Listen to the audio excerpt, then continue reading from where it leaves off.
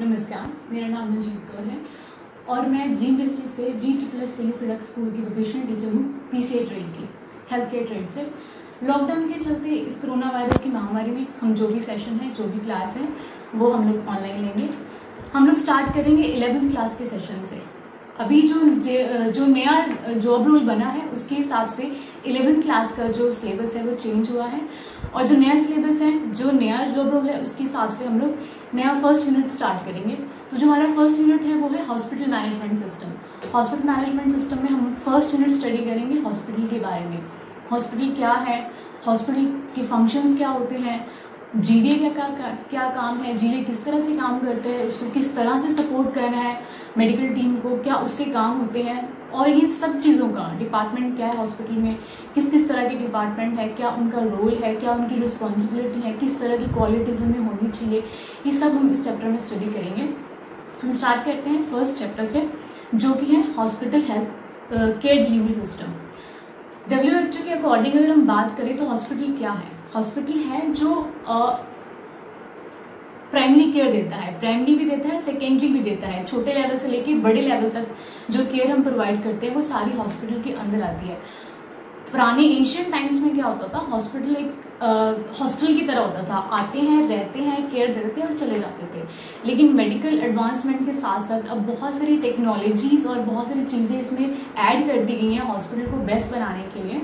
तो हम फर्स्ट बात करते हैं डेफिनेशन की। अकॉर्डिंग टू द WHO ने क्या कहा है, health system consist of all organisation, people and actions whose primary intent is to promote, restore और मेंटेन हेल्थ। रिस्टोर मतलब वापस लेके आना, जो इलनेस है, जो सिकनेस है पेशेंट में जो आई है, जिसकी वजह से वो हॉस्पिटल में एडमिट हुआ है, उसको रिस्टोर कर देना, वापस उसी सिचुएशन पे उसको नॉर्मल वेलबींग में लेके जाना और उसकी हेल्थ को मेंटेन कर देना, जो उसकी हेल्थ है उसको पहले से बेटर कर देना। ये हमारा काम है। इसके जब पेशेंट हॉस्पिटल में आता है उसके बाद हर मेडिकल स्टाफ की या हर मेडिकल प्रोफेशन की अपनी अपनी रिस्पॉन्सिबिलिटी होती है। उसी में हम लोग स्टडी करेंगे कि GDA का क्या रोल है, जनरल ड्यूटी असिस्टेंट जो है उसका क्या रोल होता है हॉस्पिटल में। नेक्स्ट है, अगर हम बात करते हैं तो हॉस्पिटल को दो तरीकों से बांट दिया गया है कि हॉस्पिटल की अगर डेफिनेशन वगैरह हम डिफाइन करना चाहें आगे फर्दर तो उसको दो चीज़ों में बांटा है। फर्स्ट है पब्लिक हेल्थ सेक्टर।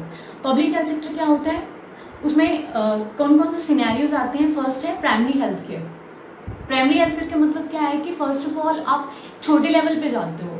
छोटे लेवल जैसे आप CHC में चले गए, आप PHC में चले गए, आप किसी क्लिनिक में चले गए, किसी डिस्पेंसरी में चले गए, छोटे लेवल पे आपने वहाँ पे चेकअप कराया। किस तरह का आपका checkup? Normal checkup, day checkup, मतलब आपको एडमिट होने की जरूरत नहीं, माइनर प्रॉब्लम में, लाइक नॉर्मल फीवर है या बॉडी में कहीं पेन है या छोटी मोटी एलर्जी है, माइनर इन्फेक्शन है, माइनर इंजरी है, उसके लिए आप क्या करोगे, प्राइमरी हेल्थ केयर लेवल पे जाओगे।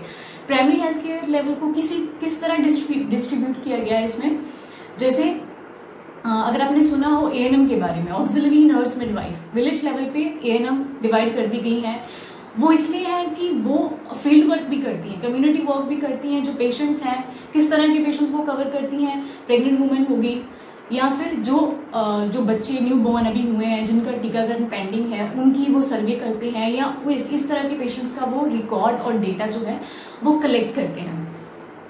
ये रूरल लेवल के अकॉर्डिंग उन्होंने मैनेज किया है। और दूसरा क्या है, सब सेंटर्स और PHC, primary centre. Sub centre क्या होते हैं, जो PHC और CHC के लिंक्ड होते हैं। PHC प्राइमरी हेल्थ सेंटर और CHC कम्युनिटी हेल्थ सेंटर के लिंक होते हैं। सब सेंटर बहुत छोटे लेवल के होते हैं जो डे केयर को मेंटेन करते हैं और रेगुलेट करते हैं कि किस तरह के पेशेंट्स आ रहे हैं, किस तरह के पेशेंट्स को किस तरह की केयर की जरूरत है। अगर उनको लगता है कि पेशेंट जो है ज़्यादा सीवियर है, कंडीशन ज़्यादा वर्स्ट है, तो जो पेशेंट्स हैं वो रेफर हो जाएंगे या फिर ट्रांसफर हो जाएंगे हायर लेवल के ऊपर।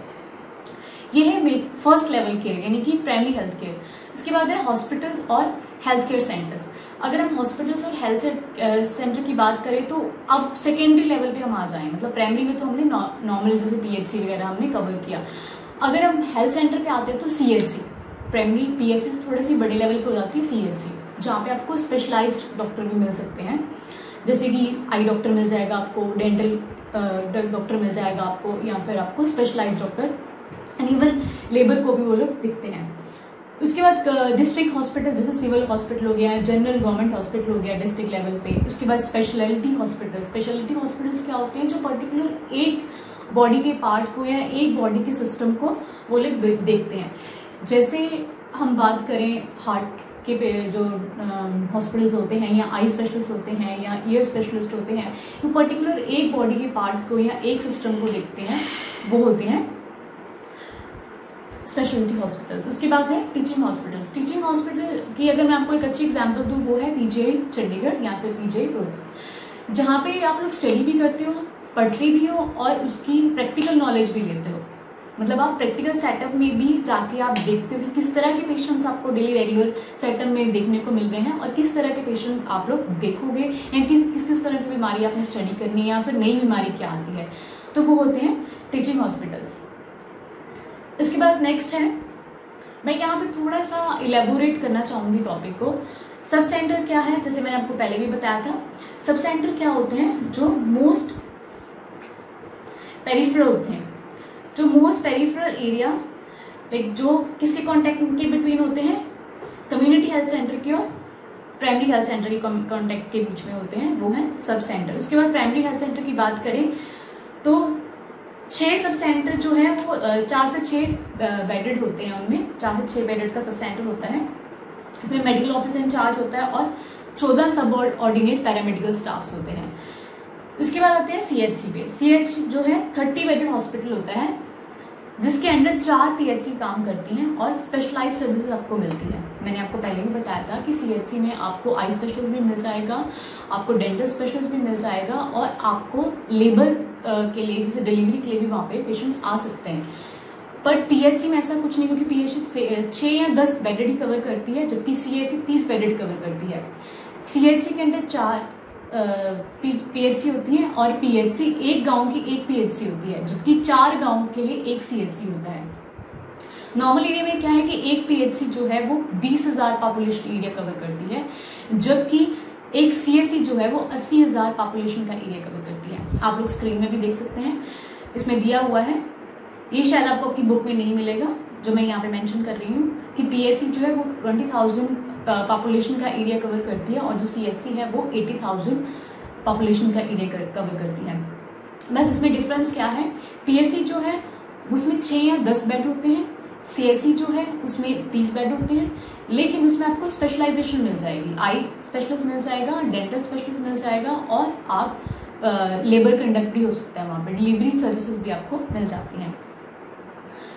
नेक्स्ट है प्राइवेट सेक्टर। अब हमने क्या डिस्कस किया था, प्राइमरी हेल्थ सेक्टर। अब है private sector. Primary health sector जो है वो बेसिकली गवर्नमेंट सारा कवर करती है, जैसे ये पीएचसी सीएचसी है, ये स्टेट गवर्नमेंट सेंट्रल गवर्नमेंट का पार्ट है। इसके बाद है private sector. Private hospital, polyclinic, nursing homes and dispensaries. बहुत सारे हॉस्पिटल्स ऐसे होते हैं सिटी में जो प्राइवेटली रन होते हैं, या किसी संस्था ऑर्गेनाइजेशन के थ्रू होते हैं, या फिर प्राइवेटली कोई पर्सन जो है उनको रन कर रहा होता है। जनरल प्रैक्टिशनर और क्लिनिक्स, छोटे मोटे क्लिनिक होते हैं लेकिन वो प्राइवेट होते हैं। डे क्लिनिक होते हैं, कुछ क्लिनिक होते हैं जिसमें आप एडमिट नहीं हो सकते, कुछ डे नाइट क्लिनिक होते हैं, नर्सिंग होम्स होते हैं, स्पेशलाइज्ड भी होते हैं कुछ प्राइवेट हॉस्पिटल, जैसे कि मैंने आपको बताया हार्ट यूनिट का हो गया, बोन का हो गया, जैसे आपने सुना होगा हड्डियों का स्पेशलिस्ट हॉस्पिटल, इस तरह के अलग नर्वस न्यूरो का हो गया, कैंसर हॉस्पिटल हो गया। तो ये स्पेशलाइज्ड हॉस्पिटल्स होते हैं। नेक्स्ट हम बात करेंगे लेवल ऑफ मेडिकल केयर की। बेसिक 3 लेवल के मेडिकल केयर हम देते हैं। फर्स्ट है प्राइमरी लेवल। प्राइमरी लेवल क्या होता है? प्राइमरी लेवल जो है फर्स्ट केयर आपने क्या देनी है। सपोज पेशेंट बीमार है, एडमिट हुआ, लेकिन जैसे मान लो अपने फैमिली डॉक्टर के पास चले गया, मान लो वो पीएचसी में चले गया, उसको माइनर प्रॉब्लम थी, लाइक फीवर था, या उसको डायरिया था, या उसको लूज मोशन थे, या उसको कॉन्स्टिपेशन है, लाइक नॉर्मल जनरल जो प्रॉब्लम होती है, पेट में दर्द हो गया, कान में दर्द हो गया, सिर में दर्द हो गया, इस तरह की नॉर्मल जो प्रॉब्लम है वो आपकी प्राइमरी केयर लेवल में आएंगी, जिसमें क्या होता है जो आप पीएचसी लेवल पे भी हैंडल कर सकते हो, सीएचसी लेवल पे भी हैंडल कर सकते हो, सब सेंटर लेवल पे भी हैंडल कर सकते हो, यानी क्लिनिक पे या डिस्पेंसरी लेवल पे भी आप हैंडल कर सकते हो। उसके बाद सेकेंडरी केयर पे अगर आते हैं तो उसके लिए स्पेशलाइज्ड की जरूरत होती है। Secondary means like after primary. Primary तो हो गया लाइक नॉर्मल प्रॉब्लम, सेकेंडरी हो गया जिसके लिए लाइक किसी एक पर्टिकुलर पार्ट की प्रॉब्लम होगी।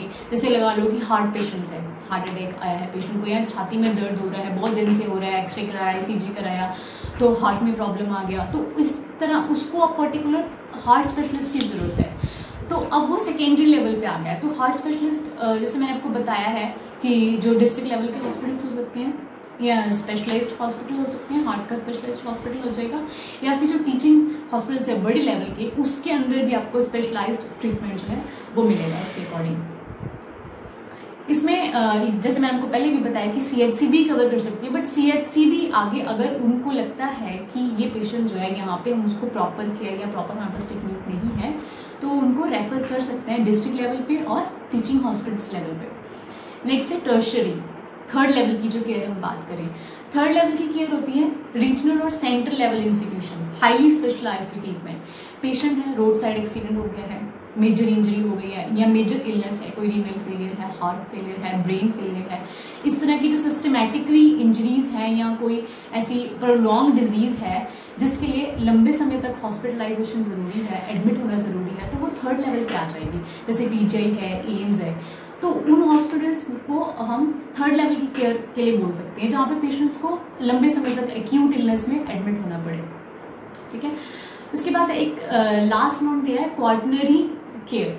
क्वार्टनरी केयर एक्चुअली वैसे वो सब हॉस्पिटल नहीं केयर करते, वो वही हॉस्पिटल्स कवर करते हैं जो एक्सपेरिमेंट्स करते हैं, रिसर्च करते हैं। बहुत सारे हॉस्पिटल्स में हम लोग रिसर्च करते हैं, आने वाली जो डिजीज चल रही हैं या किस तरह की डिजीज हो सकती हैं, उसके लिए क्या ट्रीटमेंट होना चाहिए। जैसे कि अभी कोरोना वायरस को लेके ही लोग ट्रीटमेंट कर रहे हैं या उस पर रिसर्च चल रही है या एक्सपेरिमेंट्स चल रहे हैं, तो वो कुछ पर्टिकुलर हॉस्पिटल्स में ही चलते होंगे, और जिन पर्टिकुलर हॉस्पिटल्स में चलते होंगे उन पर्टिकुलर हॉस्पिटल्स को हम कवर करेंगे फोर्थ लेवल में, फोर्थ केयर लेवल में।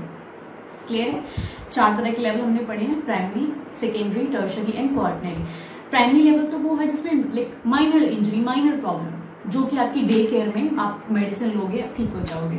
सेकेंडरी लेवल पे अगर आप जाते हो तो आपको स्पेशलाइजेशन की जरूरत पड़ सकती है, जैसे आई स्पेशलिस्ट हो गया या आपको हार्ट स्पेशलिस्ट हो गया।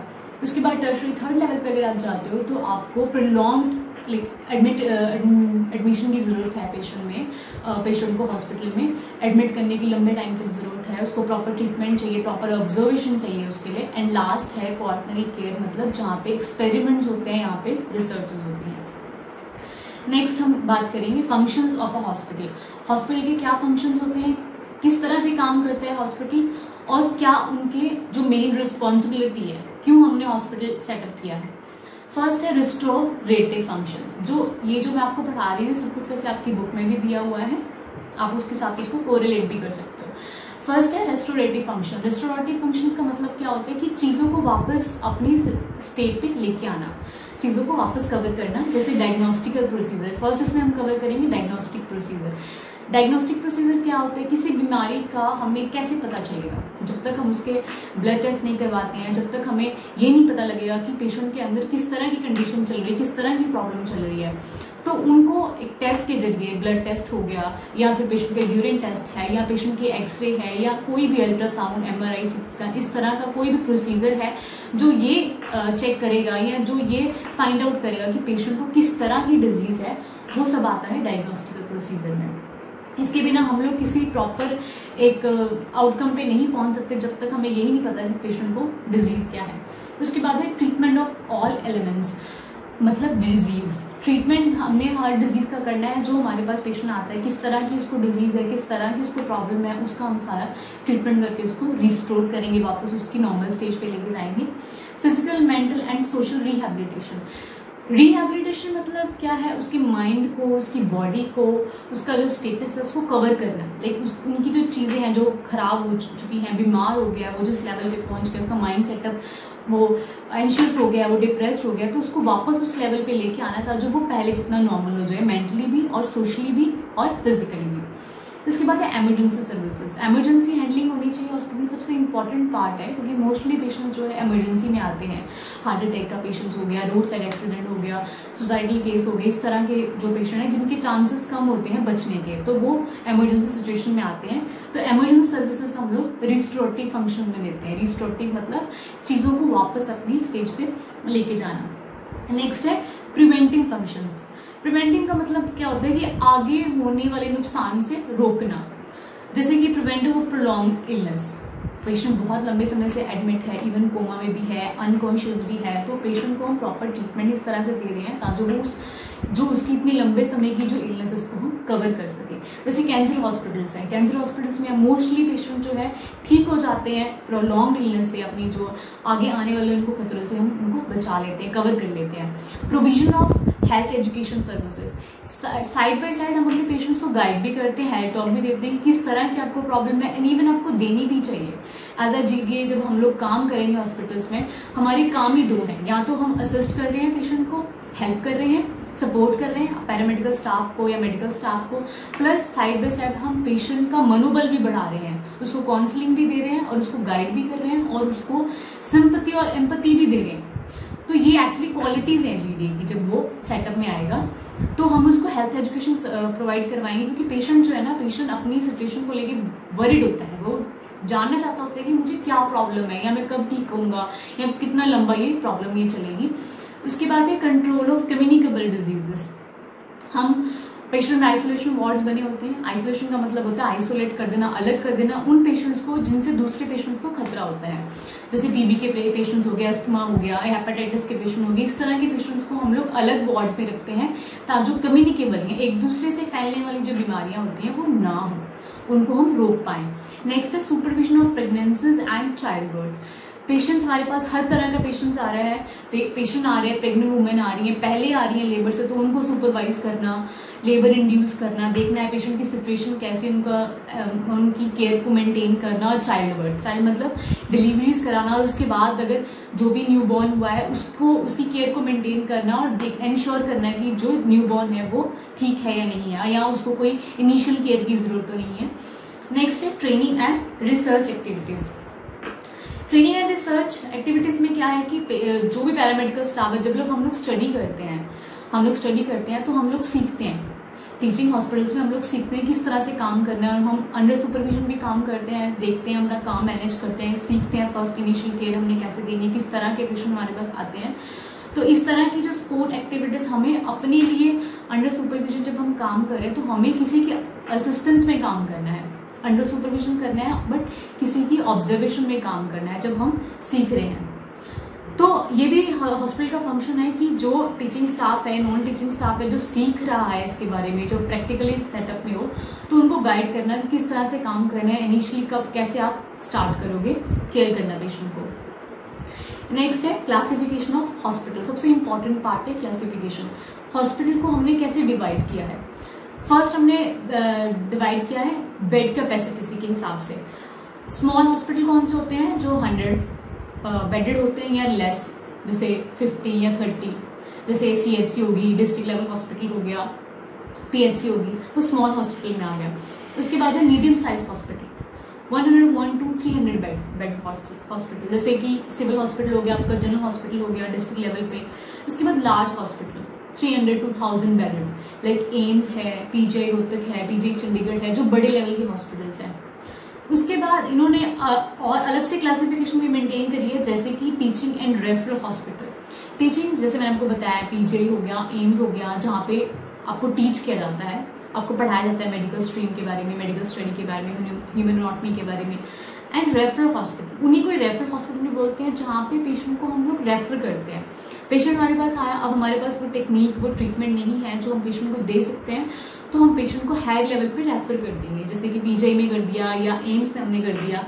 उसके बाद है community district hospital, 50 to 200 bedded, जैसे मैंने आपको बताया था। सिविल हॉस्पिटल, जो जैसे प्राइवेट हॉस्पिटल भी आ जाते हैं इसमें, जो जिसमें कम वो होते हैं, बेडेड होते हैं और कम स्टाफ होता है, उस हिसाब से मेंटेन होता है। डिस्ट्रिक्ट हॉस्पिटल, जिसमें आपके स्पेशलाइज्ड हॉस्पिटल भी आ जाएंगे। उसके बाद है कम्युनिटी हेल्थ सेंटर, सीएचसी 30 से 50 बेड, और प्राइमरी हेल्थ सेंटर 6 से 10 बेड। नेक्स्ट है role of GDA in various supporting department in hospital. अभी तो हम ये डिस्कस करेंगे कौन कौन से डिपार्टमेंट इसमें होते हैं। कुछ डिपार्टमेंट ऐसे हैं जहाँ पे जीडीए का कुछ रोल नहीं होता, लेकिन फिर भी जीडीए को एक तरह से सारे डिपार्टमेंट्स के बारे में पता होना चाहिए, और उसको पता होना चाहिए कभी उसको वहाँ जाना पड़ जाए तो किस तरह के काम वो कर सकता है।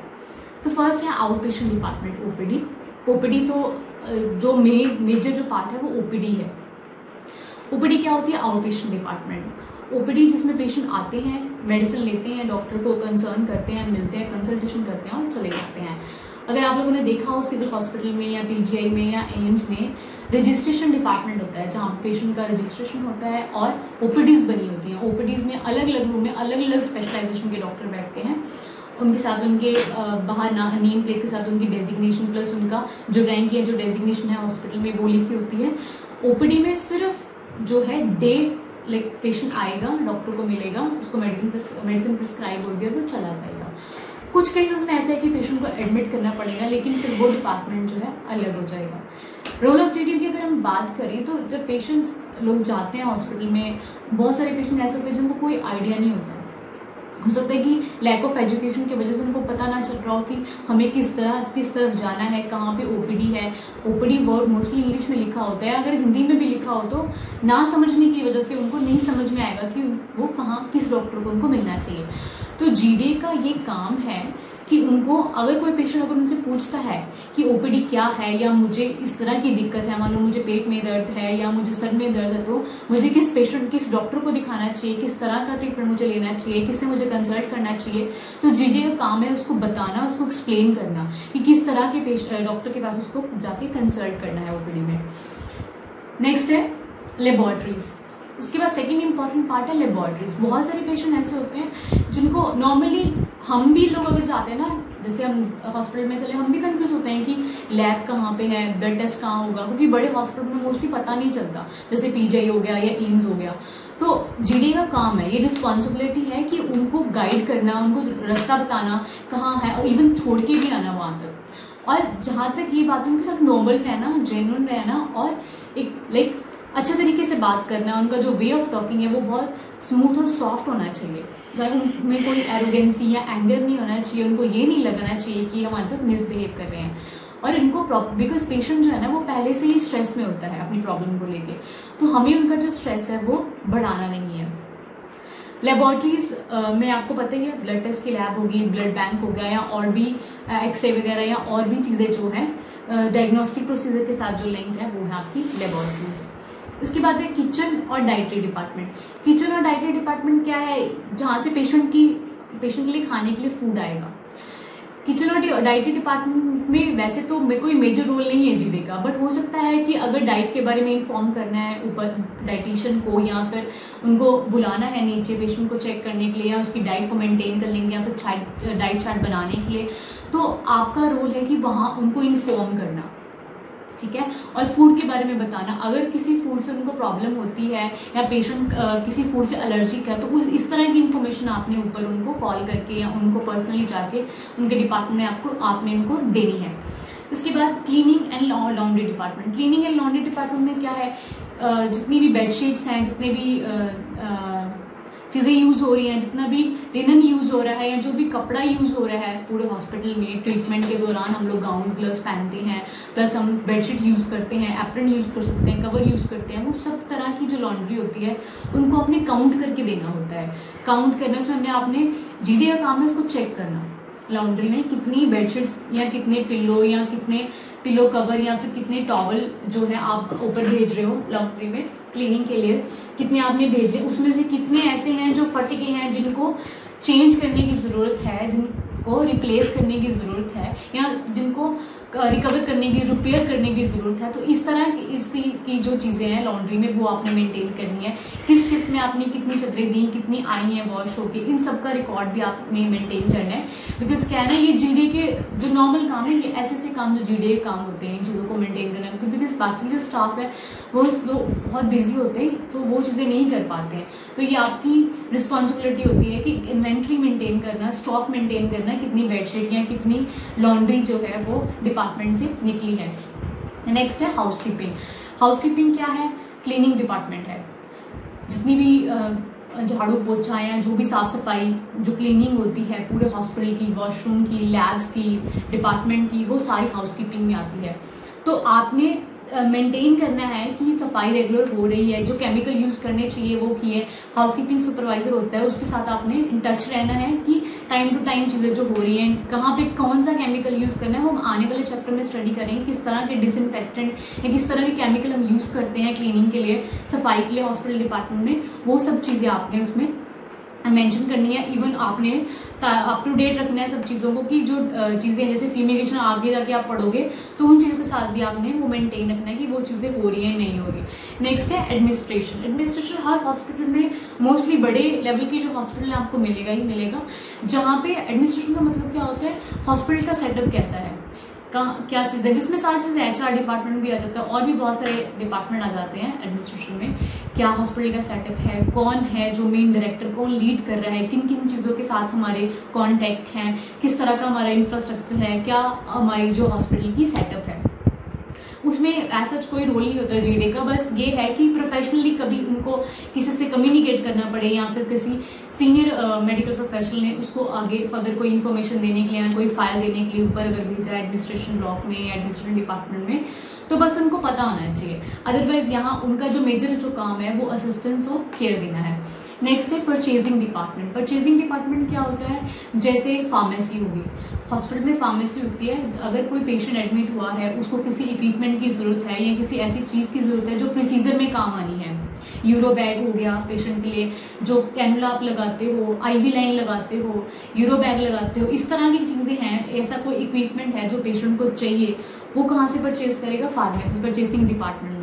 फार्मेसीज होती हैं बहुत सारे हॉस्पिटल में, अलग अलग फार्मेसीज होती हैं क्योंकि हॉस्पिटल बेडेड के हिसाब से, ज़्यादा पेशेंट्स के हिसाब से बहुत सारी जो फार्मेसीज हैं वो सेटअप करी गई होती हैं, तो वो है आपका परचेजिंग डिपार्टमेंट। वो GD को इसलिए पता होना चाहिए कि बहुत सारे केसेस में क्या होता है कि मेडिकल जो प्रोफेशनल्स होते हैं या फिर पैरामेडिकल स्टाफ या फिर जो GD है वो खुद ही सामान ले आते हैं परचेजिंग डिपार्टमेंट से, पेशेंट के रिलेटिव के साथ जाके या फिर अकेले जाके भी, तो इसलिए उनको परचेजिंग डिपार्टमेंट का पता होना चाहिए। Last is finance and accounts department.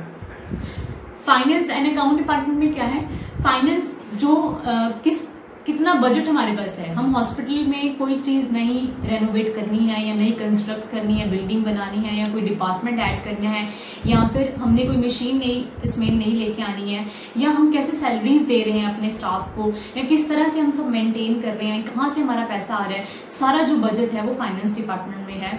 अपने पूरे हॉस्पिटल के सेटअप को मेंटेन करके रखना, सारे चीज़ों को जो है बिल है या जो भी सर्विसेज है उनको एक तरह से स्टेबल करके रखना। And account department, finance and account same है। अकाउंट्स में क्या होता है, किसका कितना सैलरी देना है, किस तरह से उनको मेंटेन करना है, कितनी छुट्टी है उनकी, कितनी प्रेजेंस, कितनी एब्सेंस है, वो सबका जो रिकॉर्ड है वो अकाउंट्स डिपार्टमेंट में होता है। इस पूरे सेशन में हमने जो स्टडी किया है वो हॉस्पिटल के बारे में, जो इनिशियल और जो बेसिक चीज़ें होती हैं हॉस्पिटल के बारे में, हमने जो स्टडी किया है कि हॉस्पिटल क्या है, उसको किस तरह से हमने डिवाइड किया, किस किस लेवल पे हमने उसको डिवाइड किया, प्लस हमने स्टडी किया फंक्शंस ऑफ हॉस्पिटल, क्या क्या फंक्शंस होते हैं हॉस्पिटल के, क्यों हॉस्पिटल बनाए गए, क्या सेटअप है उनका, और उसके बाद हमने क्लासिफिकेशन ऑफ हॉस्पिटल पढ़ा, क्लासीफाई कर दिया हमने हॉस्पिटल को, डिवाइड कर दिया उसकी केयर को, किस किस तरह से आप जो है पेशेंट को हॉस्पिटल को जो है डिवाइड करोगे, बेड के हिसाब से या साइज के हिसाब से आप उसको डिवाइड करते हो। उसके बाद हमने स्टडी किया कि रोल ऑफ GD क्या है।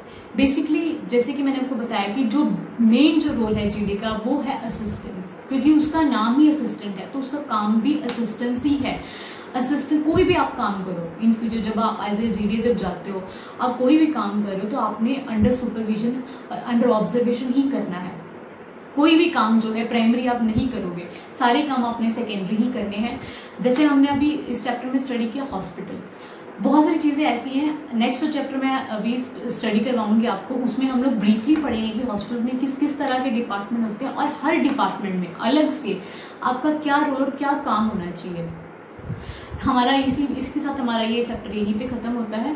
और अंत में मैं आप लोगों को रिक्वेस्ट करना चाहूँगी कि इस कोरोना वायरस के चलते, लॉकडाउन के चलते सब लोग अपने घर पे रहें, सेफ रहें, सुरक्षित रहें और सोशल डिस्टेंसिंग को मेंटेन करें। Thank you, have a nice day.